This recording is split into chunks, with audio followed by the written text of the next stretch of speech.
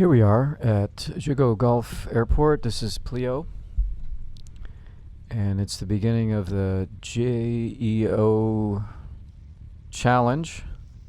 JGA Challenge is a road race time trial.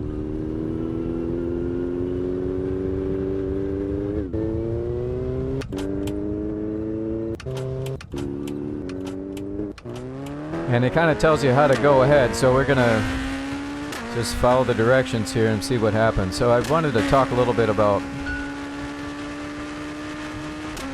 how to go fast, but also where Second Life sort of fails you. You can see how I've got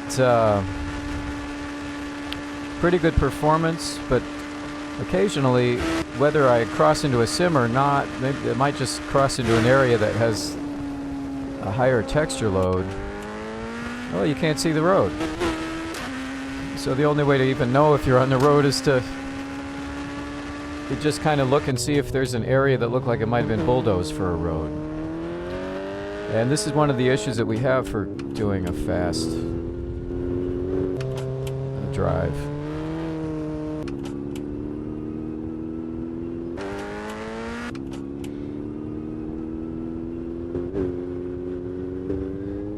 The other thing, you can see where the stutters begin to happen, and those stutters are not FPS. That's where everything just gets overwhelmed by the texture load.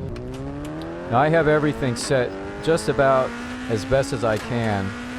Also, we go through a corner here. You have to be very careful in the corners. So we've slowed down in the corner. We made it through that one.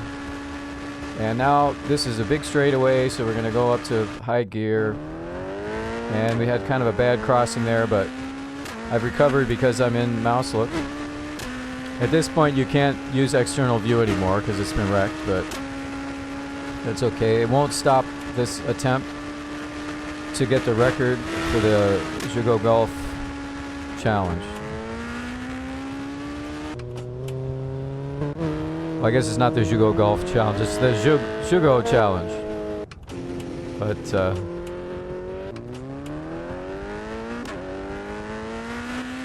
we're still doing pretty good.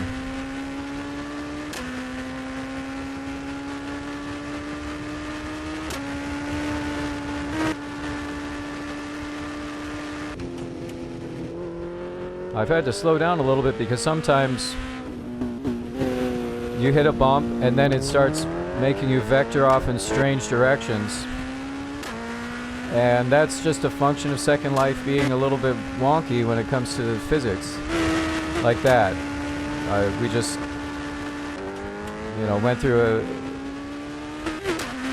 little sim crossing and then it vectored us off, or it put us in a rotation that we weren't at. So it's one of the pitfalls of going fast. Like right now, it'd be great if you could have seen the road. We would have known which way the road was, but we kind of got bumped into the air. And when you're in the air, you have a little bit less control of your direction.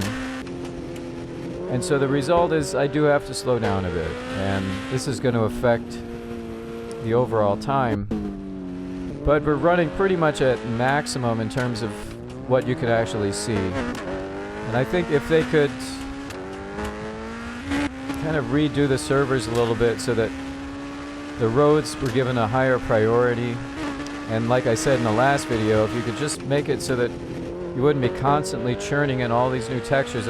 When I'm going this fast, I don't need to see anything that's inside any of these buildings. All I want to see is the road, and if there's something in the way, and just maybe a tree here and there. Keep things interesting, but we're actually doing pretty good anyway.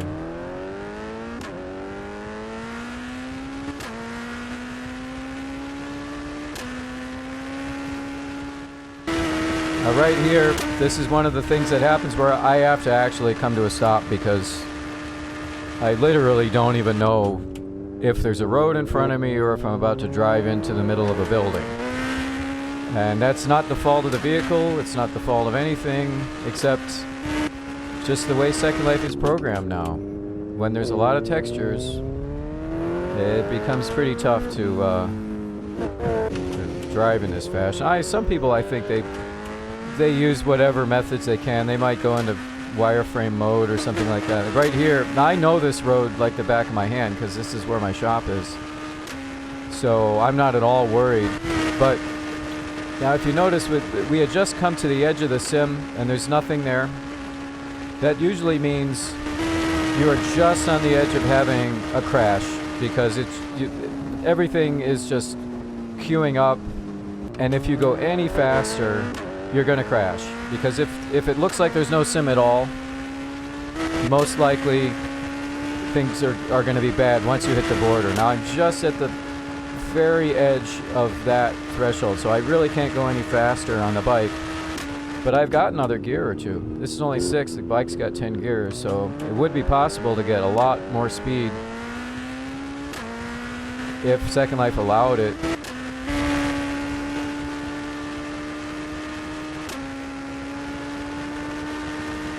Now that bump is probably a tiny variance in the shape of the road, but because of the speed I'm going, it does tend to launch the bike up in the air.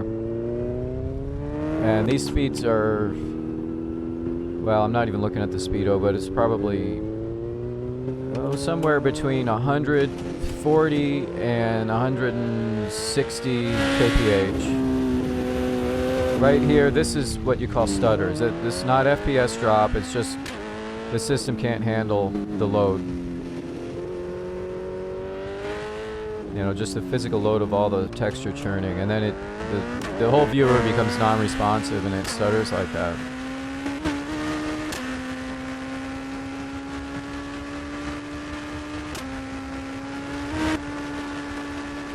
Now this, I'm just lucky that I happen to know this area, so the fact that the road doesn't render until I'm already past it, it only partially affects me. I know this is fairly straight, so I'm not too worried.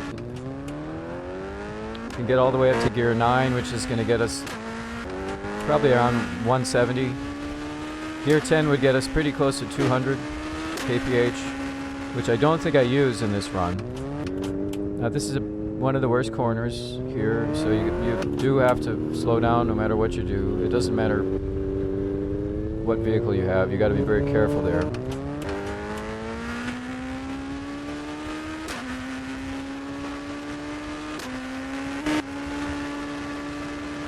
Got another corner coming up here, but this one you can slip through. It's got a little bit of time, so you don't have to slow down that much. So we made it.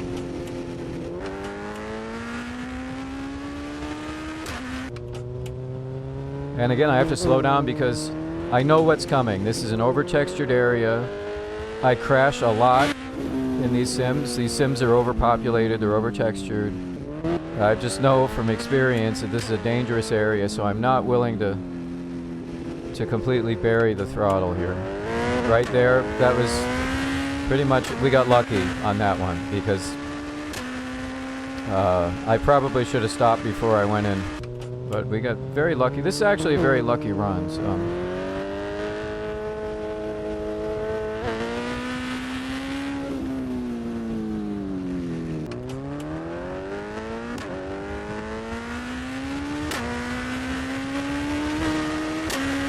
This is another one of the things where you do have to slow down a bit. I'm hitting the brakes a little there and, you know, just trying to maintain my speed. Right here is another crash point, so you have to be very careful. Once you pass, not this one, but the next one usually is where the crash happens.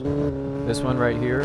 But I've already been on this sim today, so the second time around is usually less crashy. Right there was another spot where you can tend to crash, but we didn't. So we finished the run.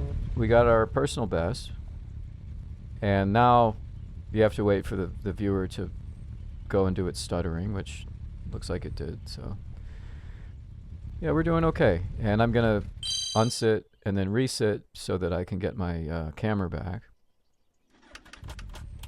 There's no way around that. I've never found a way to code the loss, the partial unsit that results in your static camera getting wrecked. You can go back and use your dynamic camera again by just reloading it, but your static camera is going to be ruined until you sit again. I don't know of a way around that. The static camera is a Prim property, so it's not something that you can change unless you unset the Prim. So we come back and check the week's top 10, which previously I had noticed it was full. This was populated, but apparently I was the only one to ride this week. So we got a very good time. I think my previous best was a minute or more longer than that. So 8:29 ended up being, I think, 7th on the all-time list. So anyway, hope that this is helpful in some way. Maybe it'll give you a few pointers on how to deal with extremely fast stuff. Okay, thanks a lot. Bye-bye.